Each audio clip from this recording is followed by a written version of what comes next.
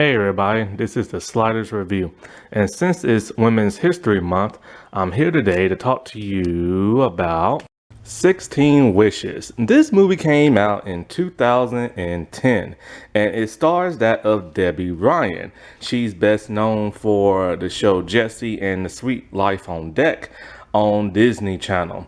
And this movie came out while she was in the mix of working on the Sweet Life on Deck, because it'll be many years later before she does Jessie. And so she was probably around 16 or something around this time when she did this movie. And she is one of my all-time favorite former Disney Channel stars. In fact, she might just be my favorite. I just love her acting so much. Because I remember the first time I saw her was on that crossover of like Wizards, Hannah Montana, and Sweet Life on Deck. And that's the first time I ever saw her. I'm like, oh wow, her acting's like really cool. Then many years later, I saw her on Jessie and also The Haunting Hour. And I've been a fan of hers like ever since. And so it also stars that of Jean-Luc Bildera, I cannot say his last name. I remember him in The Haunting Hour. He did The Haunting Hour a year after this. And he was in one of my favorite episodes. And it also stars that of Carissa Tynes and that of, I forgot to write the name down of the woman who plays Celeste. My bad. I think her name is Amy something. And I've never seen those two in any other thing. Yeah. But it's directed by David Deluzzi, the father from Wizards of Waverly Place. And this is a really fun movie. Like, it's a nice movie. It's a good movie. You can just sit down, relax, have a good time. It's free on Tubi right now. It was on DVD, but if you try to get on DVD, it's going to be near death impossible. There are a few used copies on eBay. There are a few out-of-country copies that are new on Amazon, and there are a few new copies on eBay, but you have to pay a huge amount of shipping tax, and it's really expensive. So basically, it's out of print, which really sucks, because it's a pretty nice movie and stuff. And this is a Disney Channel movie. However, it's not a Disney Channel original movie, which is really odd because I think it was made with that of another company, a Canadian company, because it was filmed in Canada. This is my first time watching this movie, and I could tell just by looking at the streets and the houses, oh yeah, that's Canada. Why? Because of all the gray houses on the street.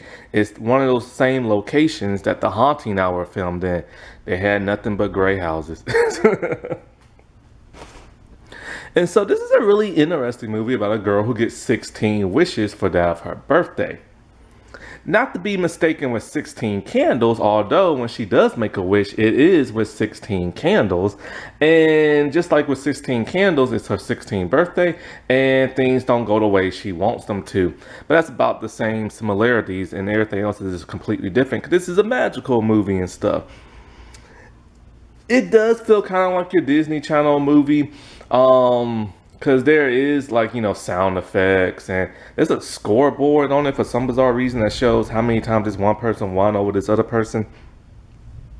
But that's about as Disney Channel as really you can get. Now, there is a moral life lesson to be learned in this movie, and it's towards the end. And it's a pretty nice one. However, I will say with some of the writing and some of the other stuff, some of the things in this movie are a bit odd. Like, when you watch this movie, you assume, okay, this gonna happen and that's gonna happen because of the setup or the way a person says something. But then it doesn't do that. And so it kind of tricks with your mind because you're expecting it to be a certain way. And when it doesn't act that certain way, then you kind of like, oh, well, that didn't happen. Then what was the point of the setup? Because the setup really made it seem like it was going to be like that, Like when it comes to that of Celeste, And when it comes to that of like, Luke and stuff, like, and then also that of Jay, like you really assume like, certain things will happen like the way other movies will set themselves up and present themselves, but it doesn't. And so it leaves you feeling kind of odd. I don't know why. So they decided to flip the script and not do nothing like that. But I think sometimes, I don't know, like it's good to flip the script and not be so predictable. But when you have a setup that's really predictable, you want that payoff and everything. Another thing has to do with the character of Abby, played by Debbie Ryan. I hope I said Debbie Ryan in the beginning, not Debbie Reynolds. Anyway, you would assume that she is just like, your average dopey like teenager because like, she has like one of those like blackhead things on her nose to get the blackheads off, and she chews up used wads of chewing gum and just places them everywhere around her house. And then she'll just take one and just start chewing it. So you assume she's one of those nerdy, dopey girls. But then when you see her house is literally a mansion. So it's kind of like so if she lives in a mansion looking house, then technically she could probably have everything she wanted. So why does she want all these wishes and stuff? And then so like, you go out the movie thinking she's like this middle class poor type girl, but she's really kind of not. But then her family doesn't buy her the things that a rich family will buy her. And so that's where all the wishes and stuff come from. And you see her saving her money. Plus, she wishes to be like, had the best clothes and this and that. But when you see her, she's pretty glamorous as it is now. They really should have toned down Debbie Ryan's like glamour look, but they didn't do that for the movie. And so I don't understand like why she would want all this and that when you see her pretty much kind of already having certain things that would make a person happy. You know what I'm saying? And so I think it would have been beneficial for the movie if they really would have toned her down, toned her room down, toned her house down, and make it seem like, she doesn't have much. And then there are other things in the movie that, like I said, like the setup and you think it's going to happen, and then it just like doesn't. Also, the big moral lesson at the end of the movie, I do like it. I just wish it would have been bigger and more stakes because it's gonna have a happy ending, but they didn't really pay it off. Like, oh no, like she's running out of time. You know what I'm saying? And that was kind of like disappointing and stuff. Also, there was something else that bugged me a little bit, but I can't think about it what it is now. I can't think. It was something that bugged me all throughout the movie. Um, but hey, whatever. And so, basically, let's just get into this movie. And so, Abby is your typical girl. She likes to chew her gum. She likes to put it places. She likes to go get it back. And it's her sweet 16 birthday that's coming up. And she wants everything to be perfect. Because pretty much, like, even though it looks like everything's perfect in her life with the setup of her home and the way she dresses in her room and stuff, she actually can't catch a win. And that's because of her neighbor next door, Krista. Krista is kind of the mean girl in the movie. She hates Abby, but we don't know why she hates Abby. All we know is something that happened when they was at the third grade. Now, both of those two share the same birthday. So every time every time Abby wants to do something for her birthday, Krista does something much better to compete with that of Abby. And so throughout the entire movie, you're really wondering what the heck happened between those two. Because when you look at Abby and stuff like that, she's a pretty nice girl and stuff. But Krista likes to rub it in. And so when their house has like wasps in it and stuff like that, they have to call like a fumigator type person, the exterminator, to fumigate the house. And so because of that, it causes her to be late for school. She doesn't put on her clothes. She's in her PJs, she's in her slippers. And like, her brother and stuff, he gets a ride with that of Krista. And it's kind of like, well, hold up, if Krista's the mean girl, why is she giving her dopey brother like a ride to school? Now her brother was also in the haunting hour. He was in that Christmas episode. And so like it would have been nice to explain it later, but then we see, oh, okay, Krista's just using her brother and stuff like that. Krista is also running for that as student body president, and she has the brother pass out flyers and stuff. She's a really, really rude and really mean girl, but she wasn't always that way. So what led her to that? Well, like I said before, we find out at the end of the movie. Now, Abby has a best friend in the form of Jay, a guy, which is kind of odd sometimes, because normally you don't see best friends be guys and girls, at least in the movie. And so he gives her a heart necklace that's a BFF, and it's split in half with magnets to it so they can attach both of them, right? And so it makes you think, okay, he is the love interest of this movie, right? He kind of is and kind of not. They kind of fall on that a little bit and don't really pull the trigger on the whole are they, aren't they kind of thing. And that's one problem I have with the writing and stuff. And so, because she's in love with a dude named Luke. And on her list, she has tons of stuff she wants to do for her 16th birthday. She wants to learn to love to eat sushi, which she hates sushi. She wants to meet this famous pop singer and everything. She wants a red car. She wants to get her driver's license. She wants the best clothes. She wants to be treated like an adult. And she wants Luke to fall in love with her. And a couple of other stuff that I can't even think about right now. And so, as him and her are walking to school, cause those two will do everything together, he ain't gonna let her down. He's always gonna be there for her. Well, the exterminator is a really odd, kooky woman named Celeste. And she's always smiling, she's always giggling, she's always bubbly. And so she looks at the list that, the Sweet 16 list, and she gives it to that of Abby, as Abby steps in like a puddle of mud and messes up her slippers and this and that, right? So everything's going wrong for Abby, and she's literally about to walk to school in her PJs and stuff. And then Abby gives her a box that has 16 candles and a matchbox, old-fashioned matchbox that says Lucky Duck on it. Now, we don't know the emphasis of Lucky Duck until later on in the movie, but once we do find the emphasis on it, they don't really do nothing with it. It's literally just there. This movie's only 90 minutes, and it needs more writing and more time to flesh things out more. Let's put it like that.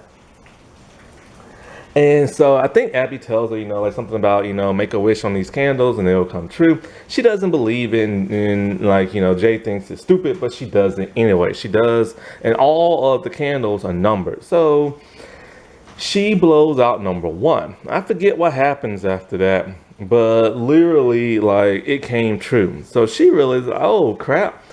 If I blow out the candles that are coordinated with the number to that of my list, it will come true. Jay thinks this might be a bad idea, but of course she does it anyway. So what does she do? She goes to the one with the new car, and she gets a brand new car and everything. And so Celeste drives them to school kind of like a chauffeur, because Abby only has a permit. And when they drive, it goes super fast, warp speed, which makes Jay really freaked out. And he's kind of he asks Celeste, so you're some type of fairy godmother, fairy type thing, right? And this is the part that's really confusing. And like I said, it has a setup, but no payoff, and it confuses you. She gives a weird look, and she's like, yeah, let's just go with that. But she has a weird look on her face, and she said it in a weird way, which makes you think she might be double-crossing that of Abby. Or she might be evil or something like that. But she's not. Throughout the entire movie, she's just a really nice person. And so it's kind of like, why did she say it like that? Because it really makes you think, with this being a Magical Wish movie, that she was double crossing Abby and, and something nefarious. And so when she's at school, she's still like, in her PJs. So she wishes for new clothes.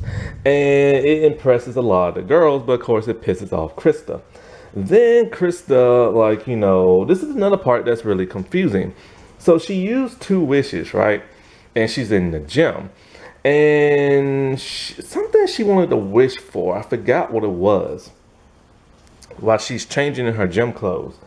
But the candle will not work. No matter how many times she lights it, it will not work. Well, Krista sees her and spies on her playing with these candles. So you think the setup is Krista's gonna see her use this magical ability, then try to steal it from her and use it against her. But she doesn't. So what was the whole, and then not only that, but when Abby leaves school with Jay and everything and goes to like, get some new clothes, oh, she goes somewhere, I forget where. Krista like follows her. So you think she's following her to find out what this whole magical thing is, but nothing like that ever happens. So why is it set up that way if it wasn't gonna like be executed? But Krista rats her out to the coach, and the coach confiscates that of like her candles and want her to see the counselor for whatever reason. Well, the counselor turns out to be Celeste, who's pretending to be like the counselor. And she asks her straight up, why isn't the candle working? Well, Celeste tells her, oh, they only work per hour. And so she's all like, okay, look, you made this wish at like 10:58. And then you made another wish at like 11:02. So she's all like, even though it was between 4 minutes, it was still in different hours and stuff. Doesn't make a whole lot of sense though, because you think, okay, you should only be able to make a wish per hour. That would have been a better setup and more conflict, but they don't do it that way because it's a 90-minute Disney movie. And so like she later on wishes, like, I guess like new clothes or whatever, like I said before. But then she wants to leave school for whatever reason and go somewhere with Jay. But she don't have her driver's license. So one of the things on there is to get her driver's license. So she does it. And the driver's license dude is kind of like confused, doesn't know how he got there. And he just gives her a driver's license. They drive off, and this is when Krista follows them. When Jean-Luc drops his wallet in front of a boutique store, Krista steals it and everything. So it's kind of like, okay, well, why did she steal it? Well, when they're at the boutique and everything, Krista tells, like, cause they going there to buy a dress for her birthday party, because one of the things on her wishes was to have the best party ever. And so like she's there to buy a dress, and then Krista tells the boutique person, oh, they have no money. Why? Because Jean-Luc was gonna pay for the dress. Like I said, this dude will literally do anything for her. Now before then, oh no, I remember after, oh no, wait, I skipped the part. So when she's at the counselor talking to Celeste and everything, Celeste tells her, oh yeah, Krista hates your guts and everything. She's like, how do you know that? Because Krista left her diary somewhere at school and it got lost and found. So what's her name started reading it, and she reads it in front of Krista. And she's all like, why do you hate me so much that every day you write bad stuff about me and stuff? And literally Krista says something that happened in the 3rd grade and you know what you did and blah, stuff like that. So now because of that, Abby wants to be the best, better than Krista. So she wishes to be better than Krista at everything. And so because of that, she wins student body. She's better at her at playing volleyball, everything. Well, it turns out that Jay wants to be student body president. Krista was the only person running, so she would have won by default. So Abby is now the only person running. We only find out Jay wants to be student body president because he keeps writing it in his little sketch pad and drawing on it. But then when Abby shows up, he hides it. So it's kind of a blink and you'll miss it kind of thing. I wish they would have put more emphasis on it. So anyway, they're at the boutique and he can't pay for her dress. And so this really upsets her. When she goes to change out the dress, Krista off screen took Jay back to school and drove him there, and I guess gave him back his wallet. And so now Abby wishes to be treated more mature like an adult, so everybody can see her as one. This is the wish that is very confusing to me because now, like, the boutique lady sees her as an adult, her hair is straighter and stuff like that, and she's wearing more mature clothes. Technically, she went from 16 to the age of 22. When she goes to school, nobody knows who she is and they think she's a grown adult. Even Jay does not remember who she is. Even though he literally was just like, well, friends with her and stuff like that. And he's all like, look, lady, I don't know who you are. You some adult and everything. So literally, it's now been stated that she tells him, I was your friend back in high school when I was 16. And he's like, don't you remember a girl named Abby? Like, yeah, I was friends with a girl named Abby when I was like younger, but she graduated and stuff like that because she's older than me.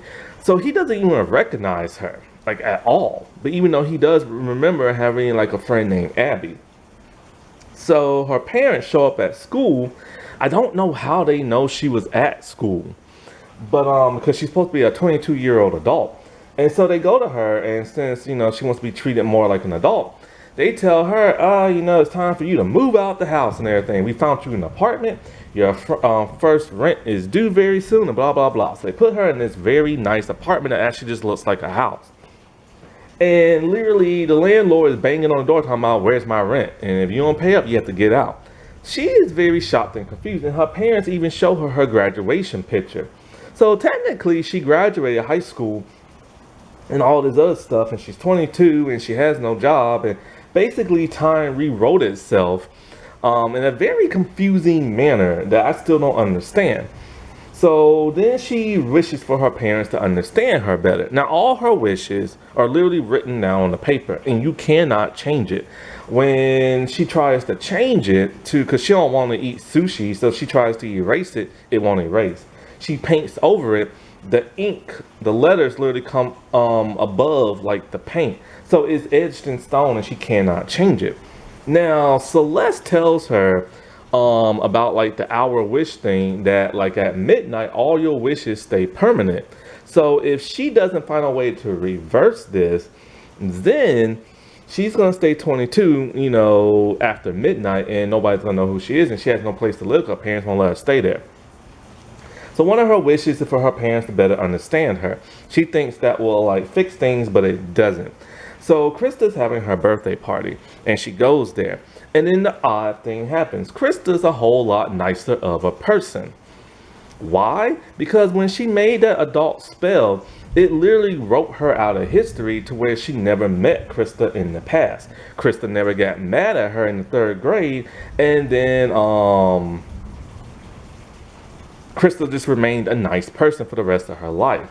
She even helped her brother out because her brother wanted to be in a band, but he didn't have enough money to buy like a guitar.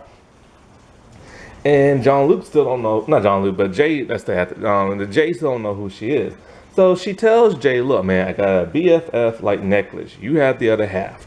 And he doesn't understand how she has it, but then all of a sudden his memories start to flood back. And now all of a sudden he remembers who she is, which doesn't explain anything, because if she was written out of history and stuff, he shouldn't even remember who she is. This is the most confusing wish of them all. So in a way, Celeste tells her there are no like take back wishes and this and that, and she feels bad for her, and they eat pizza and stuff like that. And I still don't understand the adult wish. Now, she only has a few left. Now, earlier in the movie, she told Jay that she doesn't want to use her wish to make, her last wish to make Luke fall in love with her, the guy she's been crushing on, because she wants Luke to love her for, like, himself, which is interesting and moral, but, like, because then when she has all her wishes, the thing about all her wishes is that they're not evil wishes. It's just things that wants to make her happy. But she has this moral center to where she doesn't want, like, Luke to fall in love with her. Well, the thing about her Luke wish that Celeste points out is that you never wrote anything there. You just used a picture and gum, like, you know, and stuff like that. So because it was never written etched in stone, she can take the picture off and she replaces it with her picture. The picture her parents took, the little acne blackhead thing on her nose, and you know, from when she first woke up. And so somehow she makes that wish, and she wishes for, like, you know, she wishes she never, like, you know, made her first wish and all the other crap. And she wishes, no, she wishes she can redo the entire day back over again.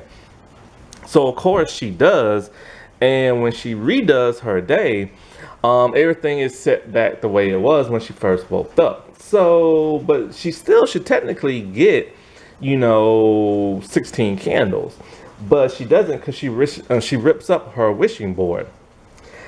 And so I'm gonna pause it right here and go back to, like, you know, her being an adult. Now, when she realized that she was an adult, she was miserable, and because, you know, she doesn't know how to be an adult. I don't understand how that's supposed to be a moral lesson that she learned, because every other wish that she had really wasn't that selfish. She just wanted nice clothes, she wanted a car, she wanted her driver's license, she wanted to meet this famous person. Yeah, it's kind of selfish, but it's not bad selfish, you know what I'm saying? But it's made in the movie to seem like it's supposed to be a really bad selfish thing. And so her being an adult, it's kind of like, oh no, she's worried because she was going to be stuck as an adult for, you know, and not, like, miss out on her child or her teen years or whatever. But it's like they didn't really set it up to be, it was like be really dreadful and everything, or she was running out of time, you know what I'm saying? So I wish that could have been stronger. And so it's kind of like, okay, there's supposed to be an actual moral lesson she's supposed to learn. So what the heck is it? So when she goes to school and redoes everything, so everything isn't messed up, she literally asks Krista, like, you know, oh, also she found out that Jay wanted to be student body president. And so it made her feel bad that she wished to be better at everything at Krista, but she never wished to be student body president. She just wanted to beat Krista at everything. So she literally had no idea Jay wanted to be student body president, because he never let nobody know. So she should never have felt guilty about that. But it's making it set up that she's a selfish person. And so when she asks Krista, literally, why you hate me, Krista tells her. And we get a flashback. It's the picture of her and Jay, like Abby and Jay. It turns out Krista was far to the left, and Abby yanks Jay towards her side. It's all like, you're my best friend for the rest of the life and nobody else. And so because of that, Krista didn't even try to fight it, and she just lost Jay. And that hurt her feelings. She lost Jay as a best friend. She don't love Jay as a boyfriend because she likes Luke. So when did Krista ever like Luke? It don't make no sense. It's never explained in the movie. But it turns out that hurt her so bad that she hated her. But yet she never tried to fight for Jay's friendship back. So that is sloppy writing, in my opinion, because, like, it makes you think, okay, well, does she like Jay? No, she just wants him as the best friend. Well, why didn't she still try to talk and hang out with him, and instead of making Abby's life miserable? Because they were just little kids and didn't know no better. So I felt the writing was so sloppy right there. And so they apologize, and now they're back friends again. And so it literally makes Abby, because, you know, you go out the entire movie, you think she's a nice person, but it turns out, oh no, wait, she's crappy because she stole somebody's best friend. But she was just a little kid who didn't know no better. So that, right, if they wanted to make Abby look like a terrible person in reality, they should have worked harder in the writing to make her seem like a miserable, selfish person. However, with time reset itself, she gives her brother all her birthday money, and he buys a guitar with that because she knows he was gonna grow up to be in a band and stuff. And so basically the movie just kind of ends with, you know, them celebrating the birthday at Krista's house and stuff like that, and you know, that's basically it. So like I said before, it's a fun movie, it's a nice movie. However, it doesn't really execute the moral lesson value very well. It also doesn't set up very well why Krista is this so-called selfish bad person, but you don't never find out to the very, very end. And I feel like they should have just made those wishes. And what they should have really did is made the wishes backfire on her to where she didn't want to make a wish. You know what I'm saying? Or something stronger than that, or at least have Celeste kind of like trick her or something like that. Because you really think it's going in that direction, but then it doesn't. Same thing with the whole Krista and who she really likes. You don't even know she likes Luke and everything. And but you know, Abby sets those two up at the end of the movie.